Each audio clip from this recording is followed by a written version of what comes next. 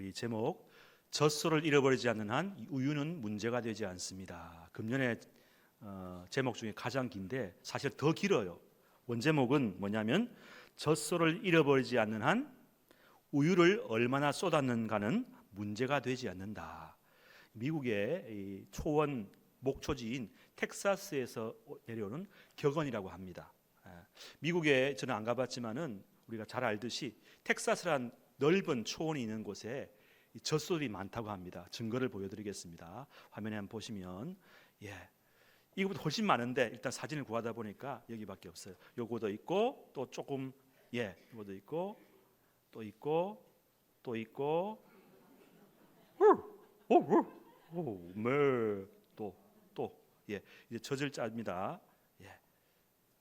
쭉쭉 짭니다. 자, 여러분 우유가 사실 귀하죠. 우유가 귀한데 우리는 우유 뭐 한 팩 쏟으면 아까운 거 하지만 저쪽 거기는요 아무 문제가 되지 않아요. 설령 이렇게 이만큼 하다가 확 쏟았다 싶으면 아까워 왜 그러니 그런 소리 할까 안 합니다. 왜냐하면 젖소가 너무 많으니까, 우유가 많으니까. 여러분 우리 인생이 어떤 인생입니까? 우리 인생은 늘 쏟아부는 인생이죠. 건강을 잃어버리고 시간을 허비해버리고 젊음을 허비해버리고 또 인간관계 속에서 우리가 실수해서 우유 같은 것을 쏟은 지가 얼마나 많은지 모릅니다. 큰 거죠. 그런데 텍사스에서는 이런 일이 한답니다. 그렇게 우유를 쏟았다 해서 너무 괴로워하지 마. 다시 짜면 돼. 젖소가 아직 내 곁에 있잖아. 그래서 그쪽 사람들은요 우유 쏟아버린 거를 그렇게 개의치 않는다고 합니다. 여러분 하나님을 보실 때 텍사스보다 더 넓은 초장에 많은 젖소를 가지고 있는 우리 하나님, 그리고 그 젖소에 근원된 하나님은 우리 인생에 우리가 생각할 때는 너무 큰 거라고 쏟아붓고 실수한 우리의 실수와 상처와 시간과 물질과 인간관계와 그 모든 것들을 바라보실 때마다 그거 큰 거 아니야, 작은 조각에 불과하다고 말씀을 하십니다. 그러면서 말씀하시죠. 너 인생을 내가 인도해 줄게 말씀하십니다. 한번 따라합시다. 젖소를 잃어버리지 않는 한 우유를 잃어버렸다고 해서 크게 문제가 되지 않습니다. 크게 문제가 되지 않는 이 믿음으로 승리하시기를 축복합니다. 여러분 우리 인생은요 그런 거예요. 이런 인생의 핵심을 알고 있는 사람은 작은 손실에 휘둘리지 않습니다. 우리가 아무리 많은 실수를 하고 아무리 넘어져서 많은 우유를 쏟아버리고 허비했다고 할지라도 그 우유의 근원인 젖소가 늘 옆에 있다 생각하고 그 젖소를 우리가 가까이 있으면요 우리는 언제나 다시 시작할 수가 있는 것입니다. 우유를 짜면 되니까요. 그러면 물어보겠습니다. 사랑하는 성도 여러분, 우리의 인생과 신앙생활에서 이 젖소는 과연 누구일까요? 예수 그리스도이십니다. 예수님이야말로 우리의 삶을 다시 회복시키시고 다시 시작하게 하시는 변함없는 젖소이십니다. 오늘 이 본문에 나타난 두 여인을 통해서 우리의 삶에 예수님을 만나는 것이 얼마나 중요한지, 또 예수님은 우리를 어떻게 새로운 존재로 바꾸는지, 또 그 예수님을 만나서 우리가 어떻게 다시 시작할 수 있는지를 우리 생각해보는 복된 시간이 되기를 간절히 원합니다. 오늘 첫 번째 주인공은 요한복음 4장에 등장하는 사마리아 여인입니다. 예수님께서 친히 그녀의 삶의 한 부분을 드러내시죠. 요한복음 4장 18절에 이렇게 말하고 있습니다. 네가 남편 5이 있었고 지금 있는 자도 내 남편이 아니니. 여러분 이 지금 사마리아 여인의 삶은 인생에서 쏟아버린 우유의 전형적인 모습입니다. 아마도 그녀는 아름다운 가정을 처음엔 꿈꾸었을 것입니다. 이분을 만나면 내가 행복해지겠지 하고 이렇게 열심히 나름 노력하게 했지만은 깨어지고 쏟아버리고 그 우유를 쏟아버리고 1명, 2명, 3번, 4번, 5번까지 깨어지고 맞는 것을 보면서 얼마나 마음이 아팠을까요? 그렇죠? 자기는 그렇게 자기가 그렇게 되고 싶은 게 아니겠죠. 왜 나는 이리도 되는 일이 없고 내 인생의 만족감과 행복이 없을까? 그런 자조적인 한탄을 했을지도 모르겠습니다. 그리고 그녀의 마음은 이런 실패를 통해서 수많은 죄책감과 상처와 채워지지 않는 갈증, 공허함으로 가득했을 것입니다. 그리고 스스로에게 피해의식을 가지고 남들 보기가 너무 힘든 거예요. 그래서 어떻게 해요? 물길이로 올 때 시원한 아침이나 저녁이 오지 않고 제일 뜨거울 때, 중동의 가장 햇빛 직사광선이 가장 뜨거운 햇볕 아래 홀로 몰래 우물가를 찾았다는 것은 그녀의 마음속에 얼마나 피해의식과 또 피하고 싶은 마음이, 심각한 사회적 고립과 심리적 단절이 있었다는 것을 우리가 읽을 수가 있습니다. 그녀의 삶은 철저히 단절되고 버림받은 외로운 모습, 마치 우유를 다 쏟아버려서 이곳저곳에 얼룩이 진 그런 인생이라는 것을 우리가 느낄 수가 있는 것입니다. 사랑하는 성도 여러분, 우리 모두의 인생의 삶 속에서도 이처럼 쏟아버린 우유들이 가득할 때가 있다는 것입니다.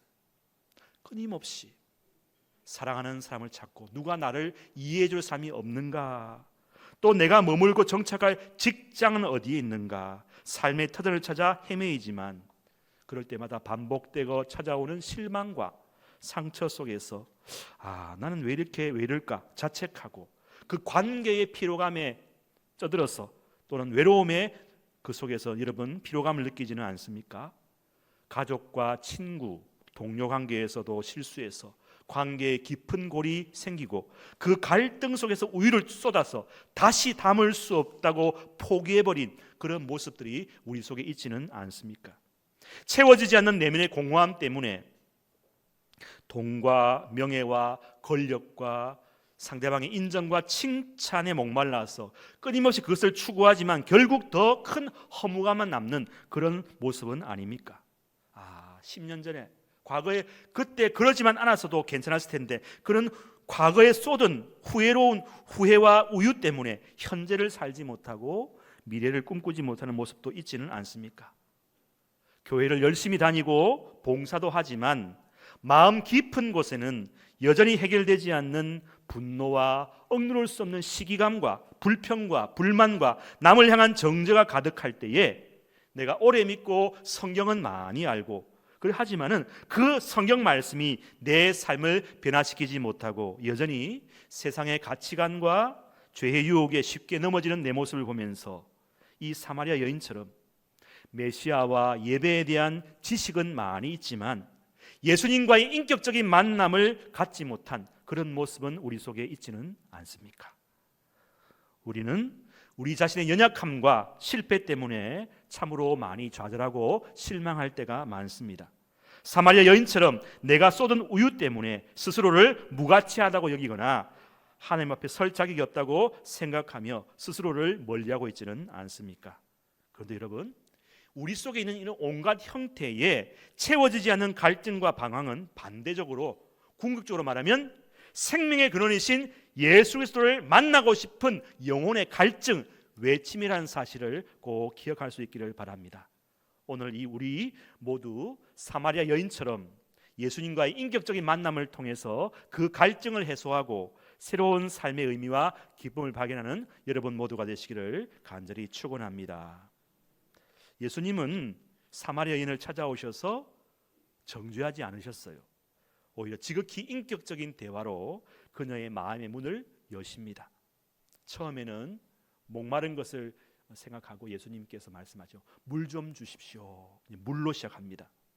하지만 예수님은 곧 영원히 목마르지 않는 생수, 요한복음 4장 14절에 보면 내가 주는 물을 이 물을 먹는 자마다 다시 목마르지만 내가 주는 물을 먹는 자는 영원히 목마르지 아니하리니 내가 주는 물은 그 속에서 영생하도록 솟아나는 샘물이 될 것이다 말씀하십니다.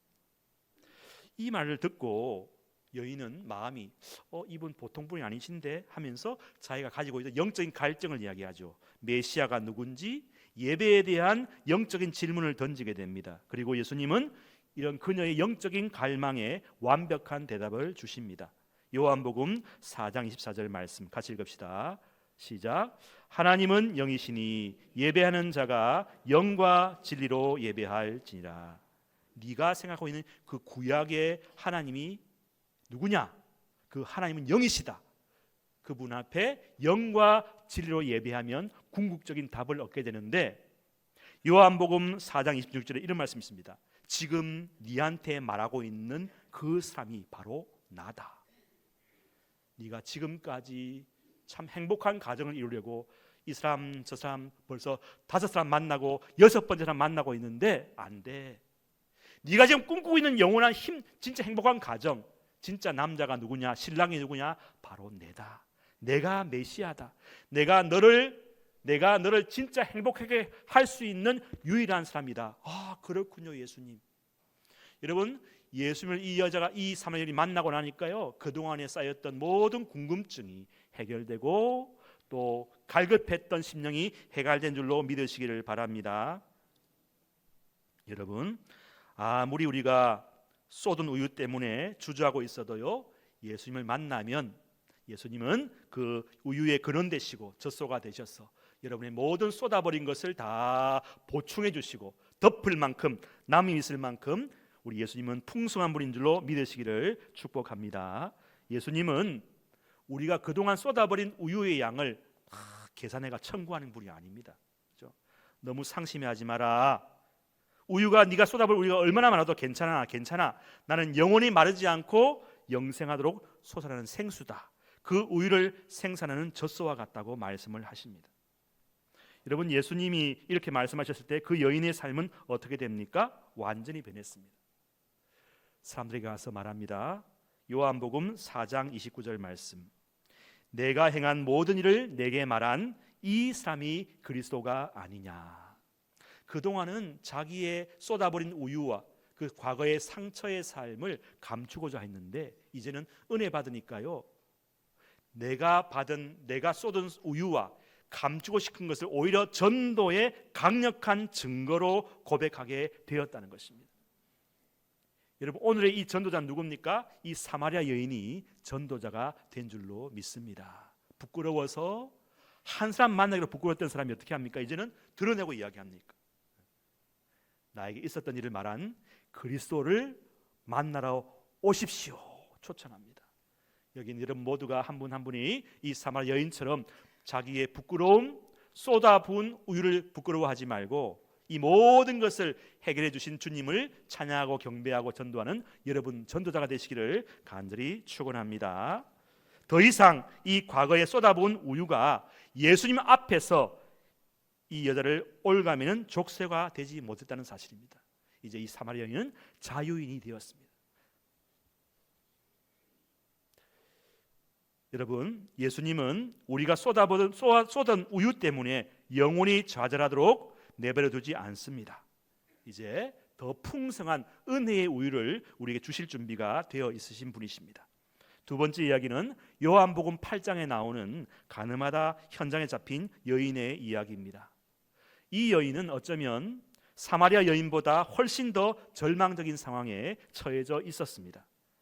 그녀는 현장에서 잡혔고 율법에 따라서 돌에 맞아 죽을 수밖에 없는 상황에 놓여 있습니다. 수많은 사람들이 그녀를 향해 정죄의 돌을 들고 있었고 율법의 칼날은 그녀의 숨통을 점점 조여오고 있었습니다. 그녀의 과거에 쏟은 우유는 너무나도 명백하게 온 세상에 드러나 버렸고 이제 그 우유 때문에 그녀의 목숨까지도 위태로운 지경에 이르게 되었습니다. 이보다 더 큰 부끄러움과 절망이 어디 있겠습니까? 사람들은 예수님을 시험하기 위해서 이 여인을 공개적인 장소에 끌고 왔습니다. 요한복음 8장 5절에 이렇게 말합니다. 모세는 율법에 이러한 여자를 돌로 치라 명하였거니와 선생은 어떻게 말하겠나이까. 그들은 예수님을 덫에 빠뜨리려고 했고 동시에 이 가련한 여인을 통해서 정죄의 돌을 던질 준비를 마쳤습니다. 이때 예수님은 어떻게 하셨습니까? 바로 여기에 우리의 젖소 되신 예수님의 놀라운 은혜가 드러나고 있습니다. 예수님은 몸을 굽혀서 손가락으로 땅에 무언가를 쓰셨습니다. 전설에 의하면 그 모인 사람들이 일일이 그 죄의 목록을 다 쓰셨답니다. 몇 월 며칠에 뭐 했고 어떻게 해요? 그걸 보더만 한 사람이 양심의 가책을 받아서 다 물러갔어요. 이 행동은 사람들에게 침묵과 더불어 생각할 시간을 주었던 것이죠. 이내 예수님이 일어나서 이렇게 말합니다. 너희 중에 죄 없는 자가 먼저 돌로 치라.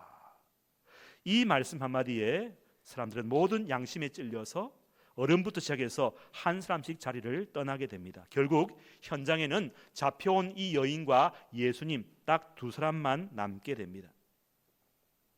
아무도 이 여인을 정죄할 수 없게 된 것이죠. 예수님의 그 용서의 은혜가 여인의 죄보다 더 강력했습니다. 예수님은 여인에게 말합니다. 요한복음 8장 11절 같이 읽읍시다. 시작. 나도 너를 정죄하지 아니하노니 가서 다시는 죄를 범하지 말라. 여러분, 예수님께서 우리에게 말씀하십니다. 나도 너를 정죄하지 않는다. 네가 쏟아부은 우유가 얼마나 많을지라도, 그 양이 상상 없이 많을지라도 나는 괜찮다. 너의 잘못을 탓하지 않는다. 가서 다시는 그런 실수를 범하지 말라 말씀합니다. 예수님은 돌을 던지지 아니하셨고 오히려 다시는 죄를 범하지 말라는 말씀으로 새로운 삶의 기회를 그 여인에게 주셨던 것입니다. 여러분, 우리의 쏟아버린 과거는, 우유는 예수님의 은혜 앞에서 아무것도 아닌 것이 된 줄로 믿으시기를 바랍니다. 우리는 간음 중에 잡힌 여인처럼 세상과 율법의 기준으로 정죄받아 마땅하다고 자기를 자책할 때가 많습니다. 죄책감과 수치심이 우리를 짓누르고 우리를 심판하며 주저앉을 때도 있습니다. 이때 꼭 여러분 기억하십시오. 사람들의 정죄와 비난이 목소리가 들릴 때에 죄 없으신 유일한 분이신 예수님만이 우리를 용서하시고 새롭게 하실 분임을 꼭 믿으시기를 바랍니다. 다시는 죄를 범하지 말라며 새로운 시작의 손을 내미시는 주님의 은혜를 받으시기를 축복합니다. 오늘 말씀을 통해서 우리는 세 가지를 기억할 수 있기를 바랍니다. 첫 번째, 한번 따라합시다. 과거의 실수에 묶이지 마십시오. 우리는 살면서 우유를 쏟을 수밖에 없는 연약한 존재임을 꼭 기억할 수 있기를 바랍니다. 중요한 것은요, 우리가 쏟아버린 우유를 아까워하면서 주워 담으려 애쓰면서 좌절하는 것이 아니라 젖소이신 예수님께서 여전히 우리와 함께 계시며 마르지 않는 생명과 은혜를 주실 준비가 되어 있음을 믿으시기를 바랍니다. 과거의 실패와 죄책감이 당신을 규정하지 못하게 하시기를 바랍니다. 죄책감은 사단이 우리를 묶어두리는 올무임을 기억하시기를 바랍니다. 로마서 8장 1절로 2절까지 말씀을 같이 읽어봅시다. 시작. 그러므로 이제 그리스도 예수 안에 있는 자에게는 결코 정죄함이 없나니 이는 그리스도 예수 안에 있는 생명의 성령의 법이 죄와 사망의 법에서 너를 해방하였음이라. 아멘. 그리스도 예수가 바로 젖소입니다.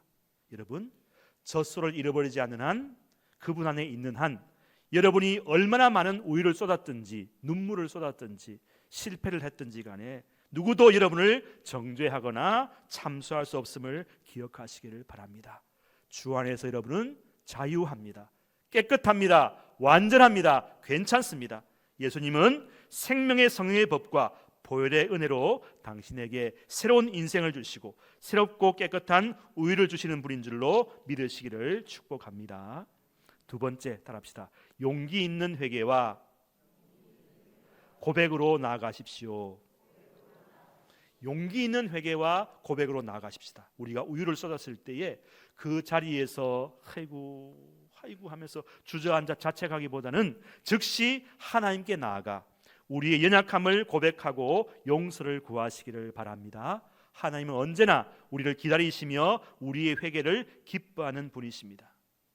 예수님은 사마리아 여인의 숨겨진 아픔을 아셨고 가늠하다 잡힌 여인의 드러난 죄를 아셨습니다. 그분은 우리의 죄를 모르는 분이 아닙니다. 하지만 우리가 솔직하게 우리의 쏟은 우유를 예수님 앞에 내어놓고 회개할 때에 그분은 정죄 대신 놀라운 용서와 위로를 주실 것입니다.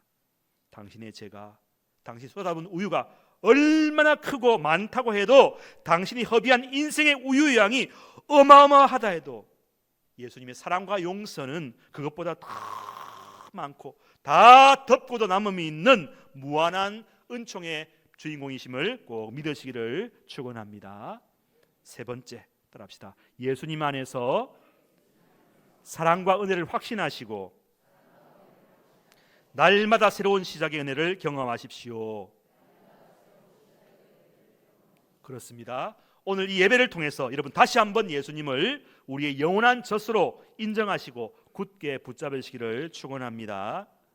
우리는 우리의 힘으로 젖소를 붙잡고 있는 것이 아니라 젖소이신 하나님이 우리를 붙잡고 계심을 믿으시기를 바랍니다. 그분은 우리를 향해서 돌을 던지지 않으십니다. 정죄하지 않습니다. 우리에게 말합니다. 괜찮아, 내가 너의 젖소야, 다시 시작할 수 있어 라고 말씀하시면서 손 내밀어 주십니다.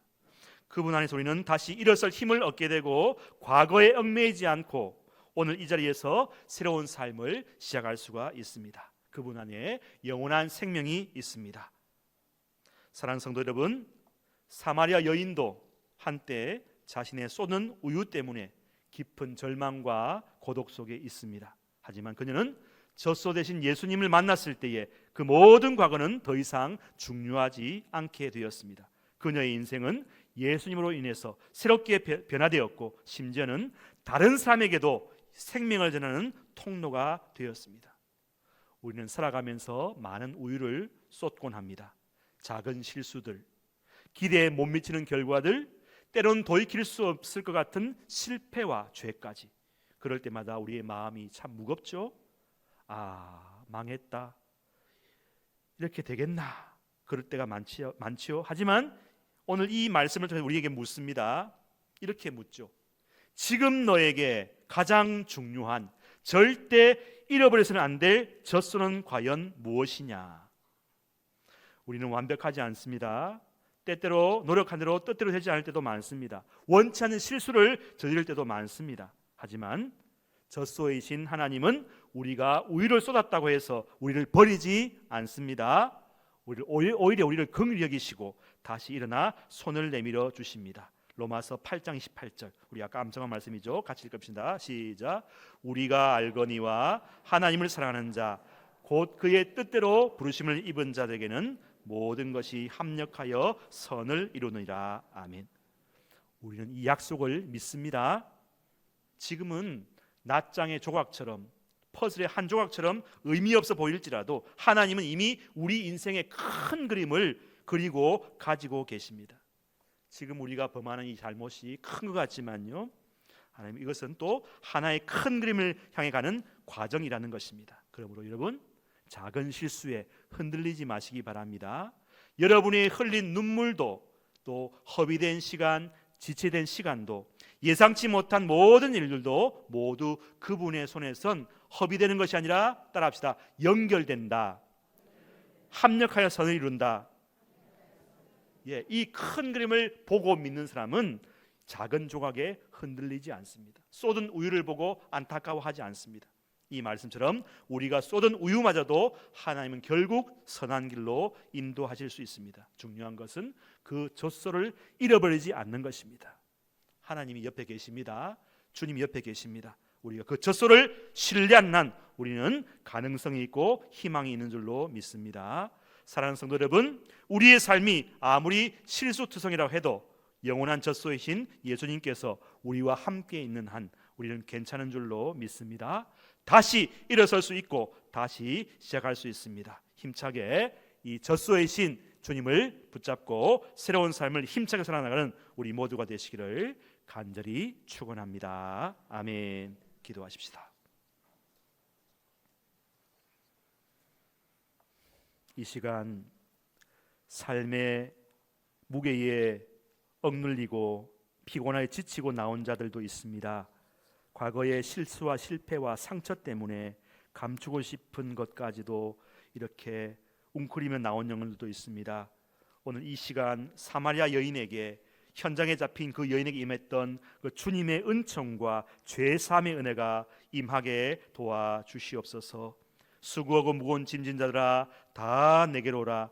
내가 너희를 쉬게 하겠다고 말씀하신 주님, 우리가 쏟아부은 우유 그 양이 얼마나 많을지라도 우리 주님은 개의치 말고 다시금 나한테 오라고 주님 말씀하십니다.